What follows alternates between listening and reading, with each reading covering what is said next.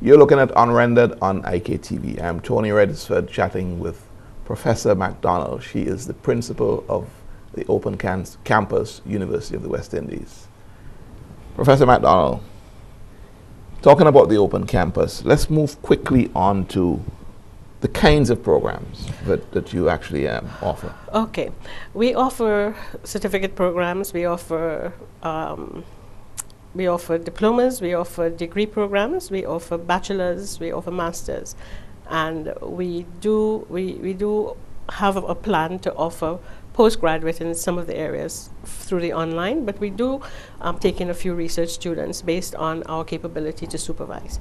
So we also, because the Open Campus is the campus, we have to fulfill the mandate of providing increased access to university programs to people across the region, and we have to make sure that we improve UWI's services to our people in communities.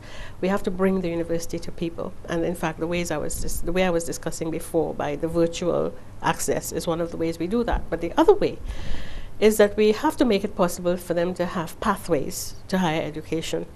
And so for us to do that, we're concentrating on building, designing several access programs, so that if you do not have the matriculation requirements to go into one of the established campus programs, or even one of the degree programs online, you can take those access programs to build certification to get ready to go into that. So our remit really is to do a little more than the established campuses. We have to have this, what I call the scaffolding, that will allow you to prepare yourself and to get the basic knowledge and information and readiness that you need to be able to take more challenging courses, and then to get the qualifications you need to go on to higher degrees. Is one of the objectives of the Open Campus, and I hear you when you talk about access, and I also hear you when you talk about providing pathways to get on to, established programs. Yes. Is one of the objectives of the Open Campus to lower the cost of receiving that education to the students? Is that one of your remits? Well, when you go to an established campus, you have to think about economic cost. You're going to the bricks and mortar. It's like if you were going to Stanford. I know when I had to go to Stanford, I had to find a lot of money. It was about 18,000 US a year. Accommodation, transportation. A lot, right. Yes. And that would take up tuition plus economic costs, and then some of our government supports students that they send to UWI, and as they would to other universities. Open Campus functions in a different way. We have a flat cost per course, and that's 300 US. And we've kept it, first of all, when it used to be offered through UWI DEC, okay, that was there before Open Campus came into being, it was $180. It stayed that for 12 years. Then it was increased to $240 in the first year of Open Campus. But we can't do the sorts of things I'm talking about at such a low cost, and it's way below the cost of any online course you will find anywhere in a reputable institution in the world. So, mindful of the economic decline and the stress on our people because of that decline, our countries were beginning to suffer. We had to raise the fees, but we still needed to keep education affordable. So we raised the fees to 300 US, and that was about 3 years ago. And we said we will keep that constant, because once we raised it to 300, students started to bawl and say, oh, you're raising the fees on us, and so on. But we had to do that in order to provide, to get some sort of leverage to do the programming that we needed to do. So we have managed to keep the fees at 300 so far. And that is the fee for the course. That's your tuition fee. You get your books, your online reading materials built into the course, and so on. We used to use CDs. Students didn't like the CDs. We used to use manuals before. They like the hard copy, but lots of paper. And if you're in an open campus and you're now serving a much wider region, and you have to send all these manuals, you can imagine the cost of it. So most online institutions package their courses with the readings in there and with a link to where you can get the readings. So we do that now. So it's available to the student in the course package. So that covers everything to do with your tuition for the course. Apart from that, we have just a small set of other fees, like for the guild. We have the students can communicate geophysically. Yeah. They have a student guild, like the other campuses, so that they can speak about issues that concern them and so on. Right. So there's that, and that money, it goes to the student guild. The students will use that money for whatever they need to. And each chapter that has been established in Vincent Half once in Lucia, they will use their portion within the country to do things. Right. But that's all it is. Yeah, let's break that down to a typical diploma, right? Or bachelor's that you offer at the university at the open campus. $300 US a course. How many courses typically would make up, say, a bachelor's? You have to have 90 credits, okay, and each course is 3 credits. Okay, so 30. So that's exactly right. So, and then you split that over in the established campuses. You would split. That's for humanities, no? I'm talking about the humanities requirement. That would be 90. Yeah. Science might have, it may vary based on the So it's about 9,000 US, essentially, for a degree program. But we're flexible, though, because, you know, a lot of our student body comprises people who are older. Maybe our youngest is about 20, but our oldest is 60-something. Right. And most of them are in the 30 to 40 and higher age range. Yeah. So these are people who have been working. They are working. Yes. They're parents. They have children and so on. And if you're doing a full-time job, believe me, it's difficult to take on full-time study. So we promote ourselves as being accessible, agile, flexible, enabling.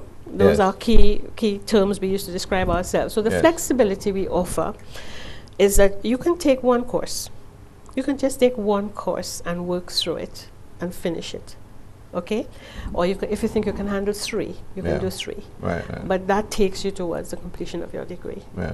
Typically, people might take on an average 3 courses to 5 courses a year overall. Right. And that helps them to, because that will take them through. You'd want to finish your degree at some time. You don't want to be going on for 10 years. Exactly.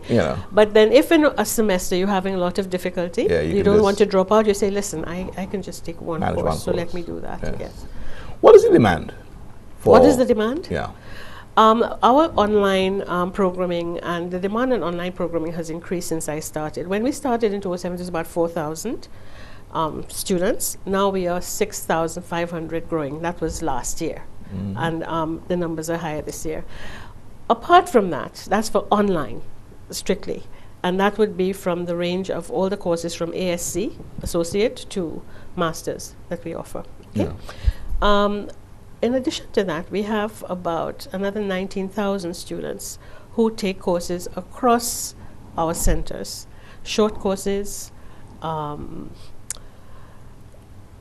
longer courses, anything ranging from 6 weeks to or 2 weeks or 2 months. All of the kinds of courses that help to develop professional expertise or in whatever you do and so on. So we have 25,000 students in Open Campus. And I think that the benefit, the advantage of how it has been set up is that we still maintain that face-to-face contact with students who want to do short courses. And depending on the head's entrepreneurial spirit, a head in a center can work with chambers of commerce in different countries to see what the needs are and offer workshops, training on the job, go in and do special services. We do that. And in other jurisdictions, other countries, I know that heads have done a lot of that for businesses and for groups, some alumni groups. As you talk about businesses, MBAs have become very popular right across the world, really. Right. What is the Open Campus offering in this regard? All right. Here's the rub. We offer a very good and well sought after bachelor's business management program. And a lot of students take that across the Open Campus. And then when they've graduated, we don't have an MBA that takes them straight from that into ours. The School of Business at Cave Hill offers an executive MBA, and that's there. But apparently students have not been wanting to take that for some reasons. So we're trying to collaborate with the school. The school said, well, why don't you offer it? But we know that students, the heads are telling us students don't want that. So we're looking at a set of different sorts of options for them to take that will really help them to develop different streams, different aspects of business, by doing that master's in business, but making that attractive. So that's what we're in the process of developing, and hoping that we can still work with the school, the Cave Hill School of Business, to develop a tailored MBA closer to what they offer, which is the executive MBA for those people who need that. But I think the majority are looking for another type of MBA, and so we are now focusing on developing that kind of program. In the interim, we've lost students to all of those other online providers that come in and say they're offering those. But when we put out a program, the UE stamp is really strong, the brand is strong, the accreditation is there. You can take your UE degree and go anywhere, to any university in the world, and if it's a good degree, it is a good degree. Once they take people at a second class, you will be accepted. I was accepted at Stanford with my UE degree. Because I was going to, as you raised it anyway, before my question, I was going to talk about accreditation. Are there any issues at all? Not really. I mean, UE has functioned before with that, but in more recent times they're saying, because of the infiltration of all these people, that we should have national accreditation bodies, councils. And so our countries are starting to establish those. CARICOM had a mandate to establish a regional accreditation body as well. That hasn't come off yet. But the national councils are working towards that.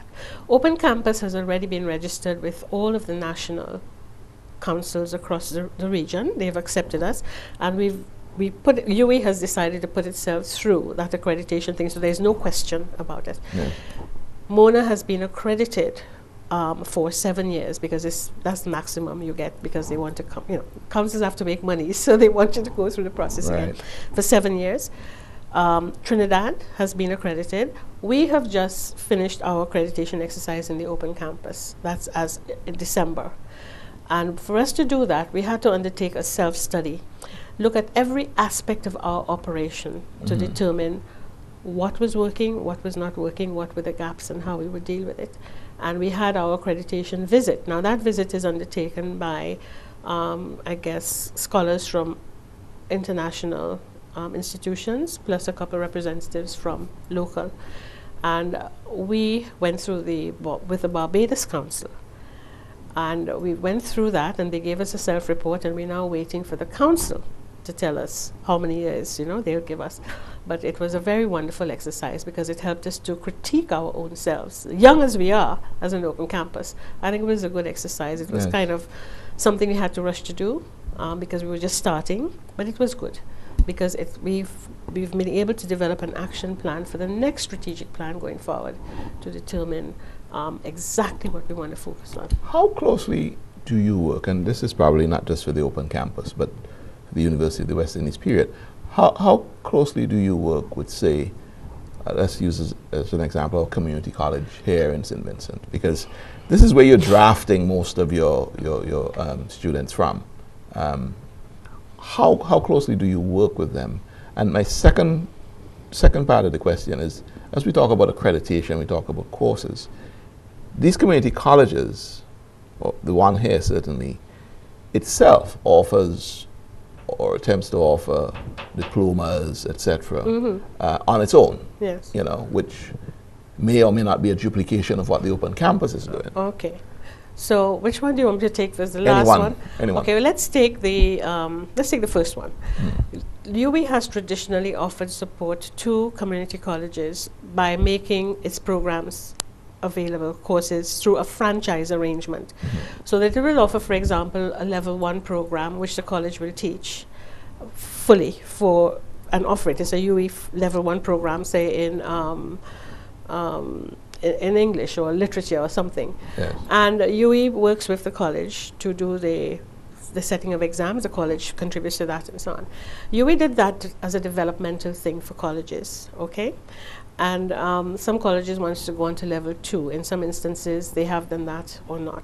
But that's been going on for decades.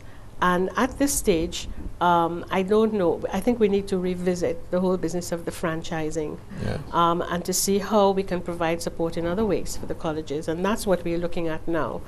Colleges are now moving to calling themselves university colleges, and they then offer a whole range of courses in tech voc, for example, and other things that are needed by the community in that way. But they can also benefit from developing applied courses coming from the academic strong degree courses of a university. So we right now have a document which is going to help us to collaborate on that score and to build that relationship with the colleges. We've spoken with the community college here, and that discussion has to continue on that particular collaboration. But apart from that, on the matter of so I think that before I go on to the next point, I think that is going to allow both the college and the university to have mutually beneficial programs that both will benefit from, and the student above all will be able to access and benefit from. Duplication, you might see certain things on open campus books that are replicated in community college lists of courses, and vice versa. But here's the thing. Community College at St. Vincent might offer a course, at the access level, say, that St. Lucia does not offer, that Grenada does not offer. Now, open campus, aware of that dearth, that absence, will have it. We will not come in St. Vincent and offer it to compete with the community college, but it's on our books so that others who don't have it can. Exactly. So people accuse us of duplicating, but we're not really, because we make it very clear it's not our business to compete with community colleges. But what we do need to do is make courses accessible to people. So if St. Vincent has it, they don't have to take it from open campus, and in fact we won't push it in this context. But it's there on the books, and St. Lucia is free to take that.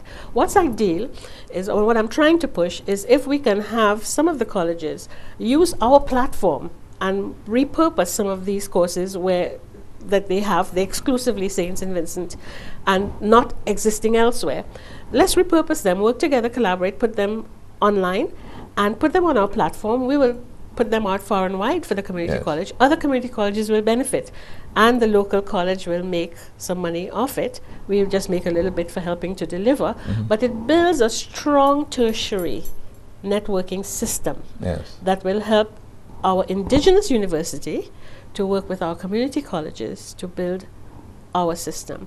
That would not preclude the possibility of a college having a partnership with another university to do some specific thing. But at least if we have a core that we understand and an understanding that we're building that indigenous force within the region, it will really make our Caribbean higher education system very strong. It's my dream. I don't think I'm retiring in September, you see. I was going to bring that up. I'm retiring in September, but I want to at least lay the groundwork for that, and that can go forward. You preempted my final question, and we're sort of overrunning on time here, sadly, with the end of this program. But you are retiring very shortly. Yes. What is the single most feature that you want your legacy to be grounded on? Oh my goodness. You mean as an academic or in this job as a principal? In the job as principal. Oh, that we actually have, we've tried to establish a system in the first 5 years that will work. But I would like us to fine-tune it so that we have, and we've started to do that we have an operational system that works like clockwork, so that we have integration of our departmental divisional systems, so that we have every student on that student management system, so that we can actually track the student from beginning to end. That is one challenge and one gap that I didn't mention. What we inherited, what we came in with, is a system that does not allow us now to have all those face-to-face students on, and doesn't allow us to integrate across finance, say, with registry in the way that we have, so we can track a student's progress. It leaves us doing a lot of things manually still, and frustrations too for us and for some students. So if we can tidy that up, I would be very happy. And we've started the process by introducing enterprise resource planning system with which we're working with experts and we're training 2 systems analysts from within. They're training them. So we are interrogating all our systems to see exactly what the needs are.